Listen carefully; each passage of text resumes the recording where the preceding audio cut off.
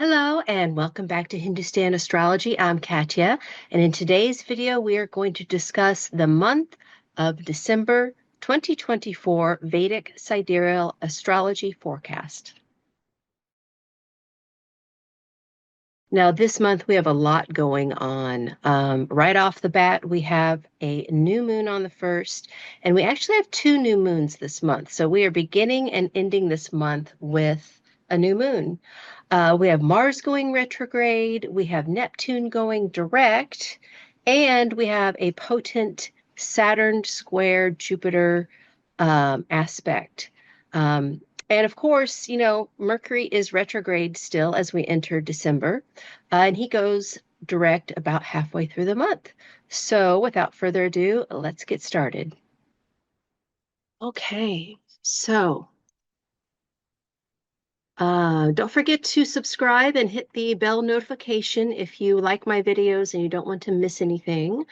And also on my website, hindustanastrology.com, you can sign up for my free newsletter. I put it out at the first of each month. It just lets you know the major aspects that are happening for a day-to-day moon forecast. I do that over on Instagram. And also I am over on TikTok and I do more random videos over there, but I try to cover topics that, people ask me a lot of questions about. Um, and then, of course, I always do tarot and oracle cards. So at the end of this video, I will be doing our tarot for this month. And if you're interested in a reading, just head on over to hindustanastrology.com, click on the book a reading tab. And if you're having difficulty in booking, just send me a message down in the chat box in the lower right-hand corner. There's a blue square.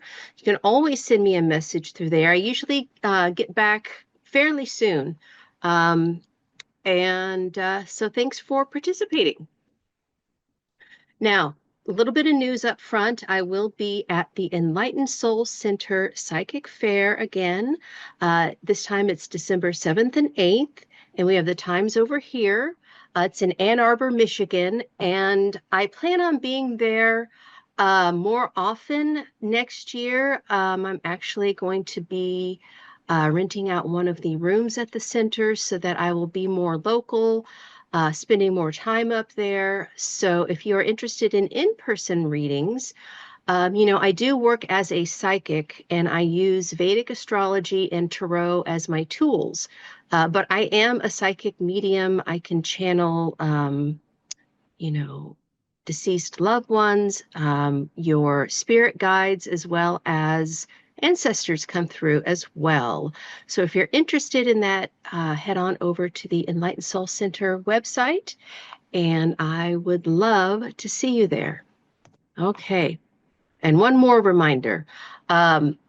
Remember, I am doing Vedic Sidereal Astrology, so that means that it's different than Western astrology. Please do not use your Western tropical signs when you're reading my forecast because it won't make sense, okay? So you want to head over to my website, click on the Chart Calculator tab, into your birth information, and you're going to be looking at the D1 chart, which is your basic birth chart. The D9 chart is who you become in the second half of life. And that's something that, you would need a reading to book with me to understand. But if you understand a little bit, then you've got your chart there. And remember, in Vedic astrology, we do have 60 charts that are considered the main ones. And then out of those, there are 16 charts that are considered the most important. So this is very different than Western. So if you use your Western signs, it won't make sense, you guys. Okay, so head on over to the website and check out what your ascendant or your lagna, your moon sign, and your sun sign are. Those are the three most important parts that you will be reading when I do predictions for the 12 signs, okay? All right, so right off the bat, we have this incredible new moon that is happening conjunct Mercury retrograde. So look at that. We have our new moon at 1:21 a.m. EST. It's happening at 15 degrees, 20 minutes of Scorpio Anuradha Nakshatra. And Anurada is the star of success. The symbol is a lotus flower, and it also is a triumphal archway as well. And that is one of the symbols for Vishaka as well. And so that's the nakshatra before. So that is about, what does it mean when you walk through an archway? You are entering another dimension. You have probably just graduated or something. If you're walking through an arch, you just got married, right? So the idea is that it is the goal, the end of a goal, and it also puts you into a whole other vibration, whole other frequency when you get to the other side. And Anurada is ruled by Mitra. He is the deity of friendship, and he teaches us how to be devoted. And Radha is the co-deity of this nakshatra. So that is the consort of Lord Krishna. So, Radha is all about devotion. It's all about thinking of somebody else before yourself. Now, the flip side of this is that devotion can turn into obsession, right? So there's that fine line, especially with Scorpio. But this is actually my favorite nakshatra, you guys. These people make the best of friends. And that is because they've been through so many hardships in life. They really have empathy for others because they've been through the ringer. They have seen a lot. And so they can really empathize with other people. So, try to focus on, what are you devoted to? This is a great way to use this energy on this new moon. What is bigger than yourself, right? What is a community or a philosophy or a religion or something that is bigger than yourself that you can give to? And also helping people. This is a great time to think about helping others. And for Washington, D.C., right? So this is how it's going to affect the United States and the public. At the time of the new moon, the ascendant is in Virgo, which automatically tells us it's going to be about health. And Uttara Falguni is the nakshatra that's concerned with communities. Okay. And we have Ketu on the ascendant for this new moon. And so when Ketu's on the ascendant, it indicates a loss, and in the sign of Virgo, we could have some health problems, some health scares. We already know, winter is full on here in Indiana. It's actually snowing outside. So, the public could be dealing with, more viruses, more flu, cold. We know the bird flu is going around. It's affected egg supplies, things like that. And interestingly enough, Virgo is ruled by Mercury. And guess what? Mercury is retrograde and he's conjunct this new moon. So what does that mean? Well, when Mercury's retrograde, information from the past can come back to us. Mercury in Scorpio loves to study research topics, deep dives into, whatever occult interest, hidden topics that they're interested in. On a broader scale, the United States actually has a Sagittarius ascendant. So that puts this new moon in the 12th house. 12th house is foreign lands. So for sure, we're going to hear information that has been withheld from us concerning wars in foreign lands. Why wars? Well, Jyeshtha Nakshatra is ruled by Antares, which is the star of war. So it is one of the stars, Aldebaran being the other one, and Aldebaran is opposite Antares. And in antiquity, these stars were used to determine, when wars would start and who would win, right? And so Aldebaran is actually where Jupiter retrograde is. And so this is incredibly potent because Uranus retrograde is getting ready to go back into Aries. So, and Aries is the sign of war. So, I'm hoping this is going to be like, the grand finale to all of this chaos overseas. I'm hoping that, things need to be brought to the surface. Information needs to be brought to the surface that has been withheld from us. But Jupiter is protecting us, right? Because an opposition is like a conjunction. So I'm hoping that's the saving grace of this new moon. But for sure, we are going to start to feel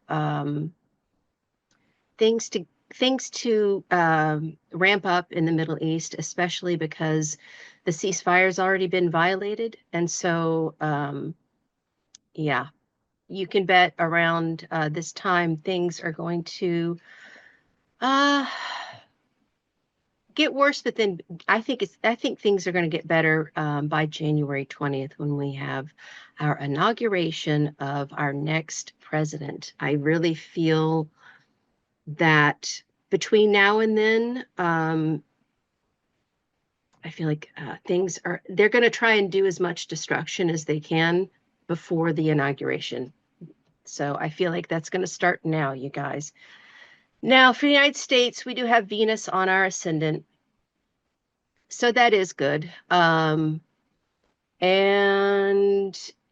having Jupiter retrograde and Uranus retrograde in the 6th house for the United States is telling us that, health and especially diseases like diabetes and cancer are in the forefront right now. And we know that, well, and also what we have going on at the end of the month is that Pluto is going to be making his third and final conjunction with the United States Pluto at 6 degrees 49 minutes.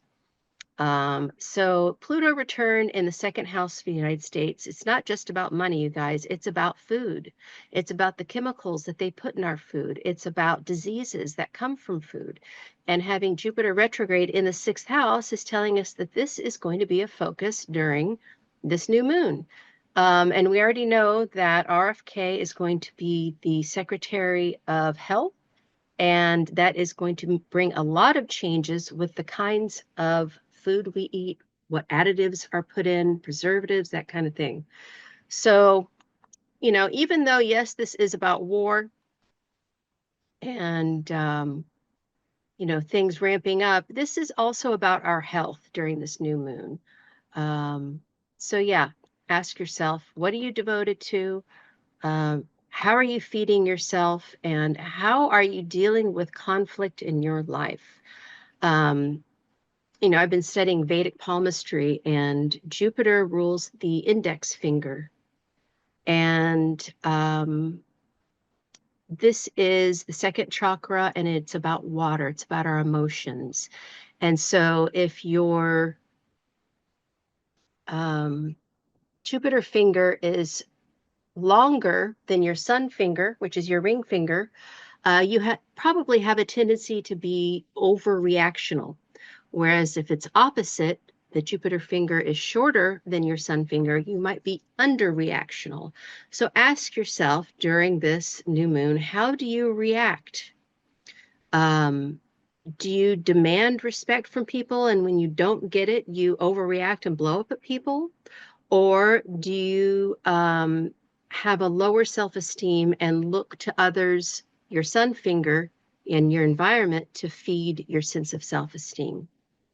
Okay. How we react emotionally is ultimately up to us. And if your Jupiter finger and mount and your heart line are not in good dignity, you may overreact to people around you, and that causes a big scar with them, right? People don't want to be around you when you are freaking out and having a temper tantrum. So really ask yourself, how do you react emotionally to any stimuli in your environment? That's a good meditation for this new moon. Okay. Now, December 2nd through the 7th, things are really going to get intense. December 2nd, 128 6:28 a.m. EST, we have Venus entering Capricorn, which will be conjunct Pluto. And so automatically we know that when Venus and Pluto together, oftentimes there are issues of betrayal. And I feel like that Mercury retrograde in Jastra, which Jastra is all about abandonment, betrayal, rejection, right? It's the eldest star. Um, those issues are going to come up during this time. And, be careful of how you are using your emotions to manipulate others, right? Venus Pluto can be about manipulation. But a lot of times, things come out about a betrayal that in love areas. So just be aware of that, okay? December 2nd at 6:44 a.m. EST, we have Ketu entering Uttara Falguni Nakshatra. So you saw he was in Hasta Nakshatra for the new moon the day before, but then he goes into Uttara Falguni. And this is the star of patronage. This is about helping others in our community. But Ketu is about loss and surrender. So be careful of getting taken advantage of when Ketu enters this lunar mansion, okay? It can bring out a criminal element, attract a criminal element to you. So going into the holiday season, just make sure, you've got your doors locked, all that stuff, okay? December 6th at 6:34 p.m. EST, we have Mars going retrograde at 11 degrees, 57 minutes of Cancer, and this is where he's debilitated, right? He's been there for a little while. But because he's debilitated here and Mars rules Aries and Uranus is getting ready to go back into Aries, you better bet that, war is going to be on the doorstep. It could even, I hate to say that, but it could even, happen here in the United States. So definitely, it's going to be intense. And Mars is going to be in Cancer quite a long time. He doesn't exit all of this until June 6th when he goes into Leo. So, January 20th, which is Inauguration Day, he re-enters Gemini. And for the United States, that's the seventh house. That's the house of the opponents. Definitely anticipate violence on the day of the inauguration. I think that, goes without saying, considering who's coming into office. So for Donald Trump, he is a Leo ascendant. And so this means the 11th house is where Mars is going to go back into. And 11th house is communities, right? So I definitely am anticipating some aggression that day. And then February 23rd, he finally goes direct in Gemini, Punarvasu, right? Star of renewal. And then he goes forward and is in Gemini until April 2nd, when he goes back into Cancer. And then finally, June 6th, enters Leo. So, things are just going to be topsy-turvy until then. And that would be well into Trump's presidency. And so I think it's safe to say that things are not going to calm down until then. December 7th, 6:43 p.m. EST, we have Neptune going direct, 2 degrees, 55 minutes of Pisces, Purvabhadra Pada. And so Neptune is the planet of illusion, other worlds, right? Music, interdimensionality, outer space, like he's really, I think of the word nebulous, when I think of Neptune. But he also, on the flip side, rules disillusion and deception and scandal. And so because Mercury's still retrograde and then Neptune goes direct during this time, this is even more information coming out from the dark that we did not see, okay? And this, for the United States, is happening in the 4th house of the homeland. So yeah, just pay attention to things around you,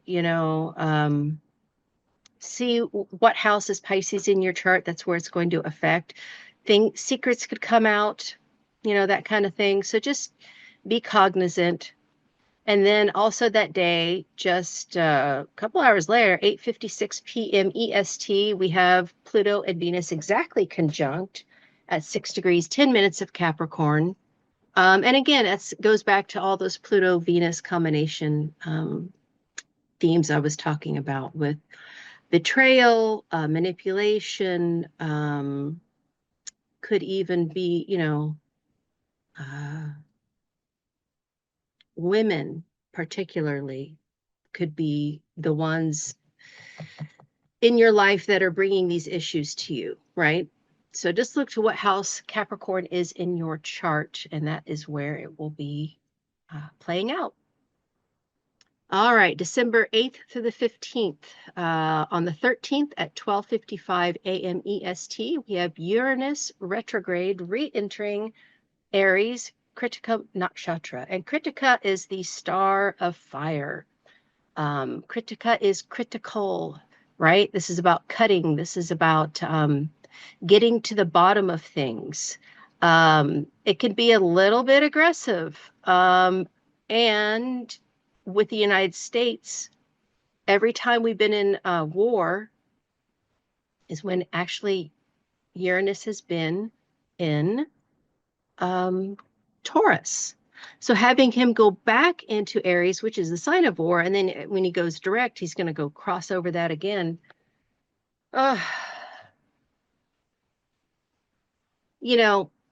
Sixth house is the house of karma. It's the house of open enemies as well. And the fifth house, so for the United States, right, because we're Sagittarius rising, Uranus is going to go from our sixth house back into our fifth and then back into our sixth. So open enemies, fifth house is politics. It's also children. So yeah, we're just, I think, really hammering out a lot of heavy issues this year, at least here in the United States. And I feel like this is on a global scale, but for us, things are just, in a way, unpredictable. It seems like we're in a chariot that's racing out of control. So I look forward to Uranus going direct later on. But when he goes back into Aries, just know that it's going to bring a lot of conflict, okay? Then we have December 15th at 3:57 p.m. EST. Mercury's going direct. Yay!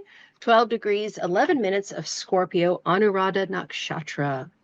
And so, all of the things that we've been dealing with, media communication, maybe even people from our past coming to us, or, when Mercury retrograde, you may have stopped talking with somebody, right? You're kind of on a pause. And so when he goes direct, you'll probably hear from that person again. Just look to what is your Scorpio house, all right? Then December 15th at 4:01 a.m. EST, we have our full moon at 29 degrees, 40 minutes of Taurus Mrigashira Nakshatra. And so here's the chart we have here. And then later that day, not even that far, almost before noon, we have the sun entering Sagittarius. So you see how sun is at literally the last degree of Scorpio. This is the Gandanta zone. It's from 26.4 of a water sign to 3.2 of the next fire sign. And this is a very important portal, right? This is where water meets fire, right? All the steam, all the excitement.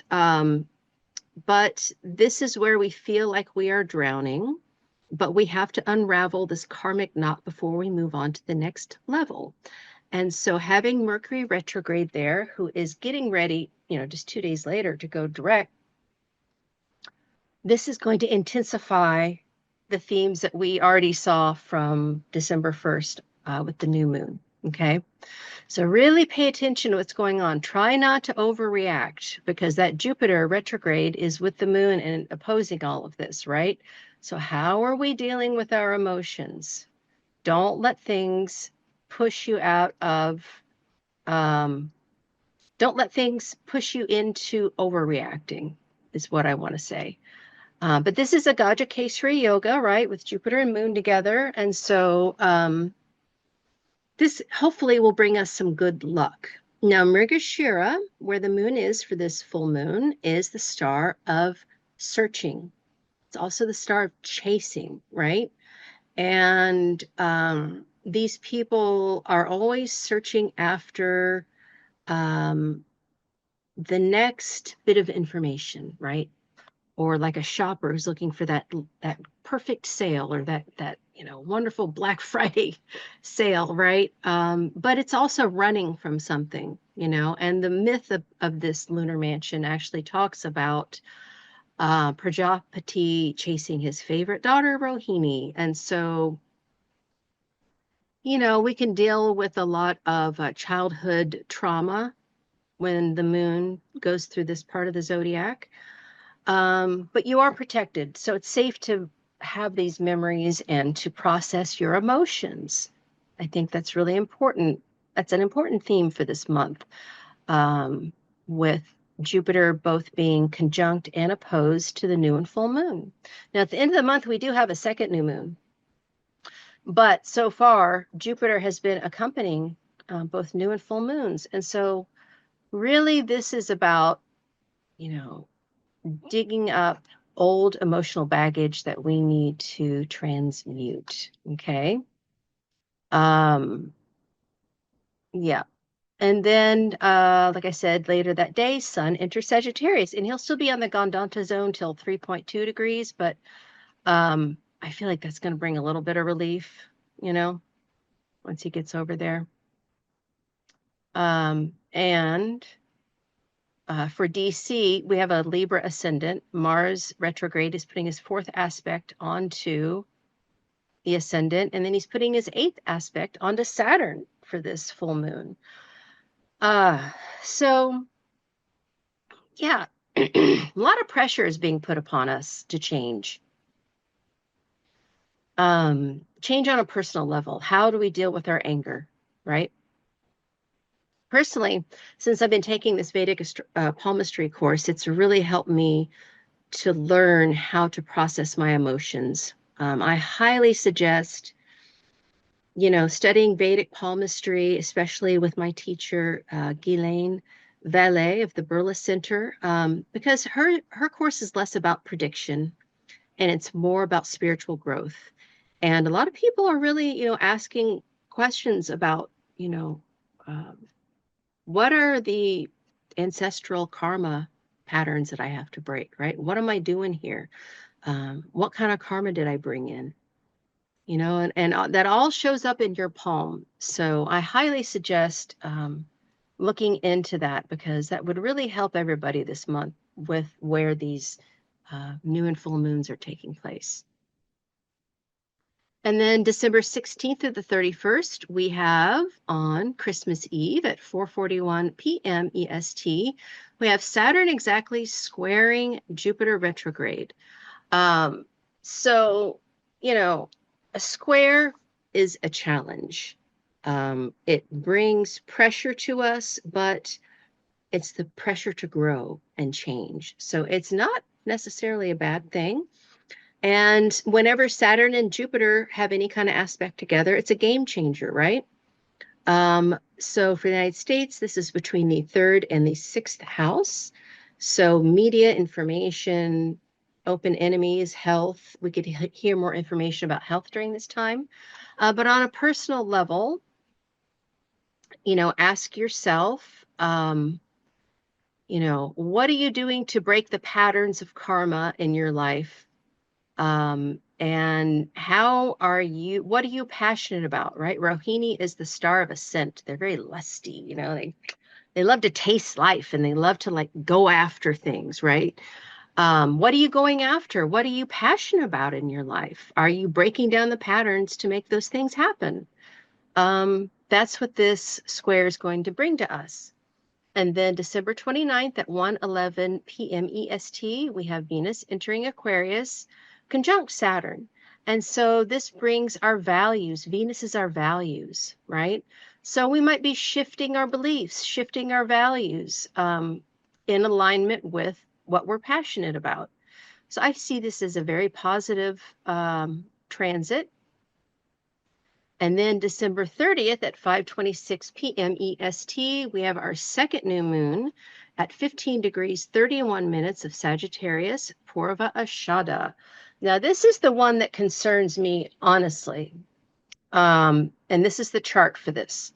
And that is because later that day, not even 5 hours later, we have the second, or I'm sorry, the third Pluto return for the United States.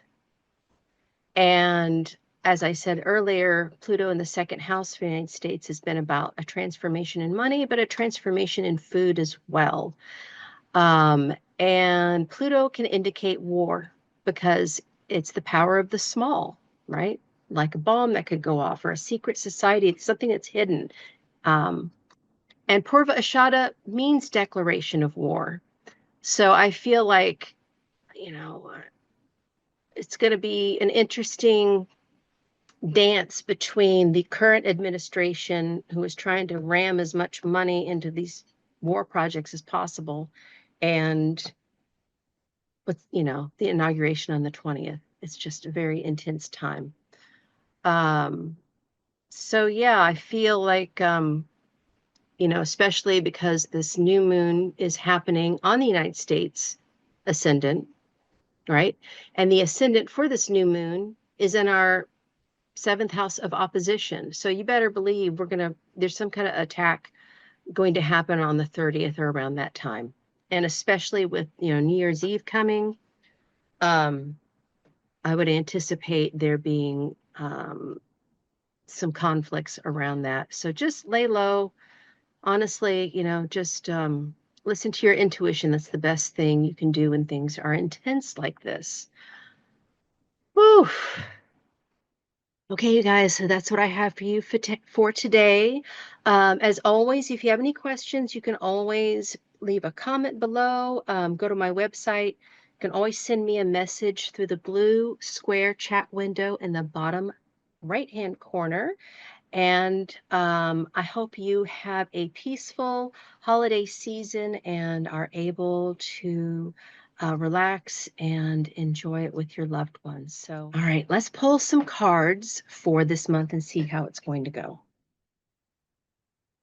Okay, so let's pull 3 cards to go with this month. And this is a reading for everybody to accompany, the things that we talked about. Okay. Okay. All right. Well, so the first card we have is Princess of Stones, White Buffalo Calf Woman. And so princess energy is something that is coming in, right? It's something that is starting to manifest. And Princess of Stones is about finding our place in this world. White Buffalo Calf Woman is, the creation goddess of the American Indian Sioux tribe. So this oftentimes talks about a young woman who is very responsible for her tribe, but is somebody who has some trauma, right? So definitely Indigenous rights are going to be a big focus for this month. And not just Indigenous people of the Americas, but Indigenous people all over. But this is ushering in new energy, okay? And then the middle card we have is the Four of Swords. And this is the truce card. This is, agreeing to a ceasefire. Okay. And this is in the middle card. And this is certainly what we are concerned with right now, not violating those ceasefires, right? And then the last card we have is the Queen of Stones, Mother of Stones in the West. So a queen energy receives energy, right? Princess kind of heralds in, brings energy. Queen is receiving it. And Spider Woman is the creation goddess for the Native American people. So I feel like this is something where women are really going to be in focus. Okay. And this is about finding the feminine way of not fighting and agreeing to disagree. And that is something we all have to do right now, especially with this inauguration coming up. And so this is asking us to learn how to be receptive and to learn again how to deal with our emotions, right? To not overreact and to deal with our own personal trauma that makes us do that, right? And then pulling upon the grandmother energy. I feel like that's something that is going to be a big theme for this month, is listening to our elders, listening to the wisdom of our elders, and realizing that, the Spider Woman teaches us that we're all connected. Nobody is separate, right? So going into this month, pull upon these ancient matriarchal forces to help you deal with your emotions during this tumultuous time. Okay, you guys? I hope that helps, and I'll see you later. Bye.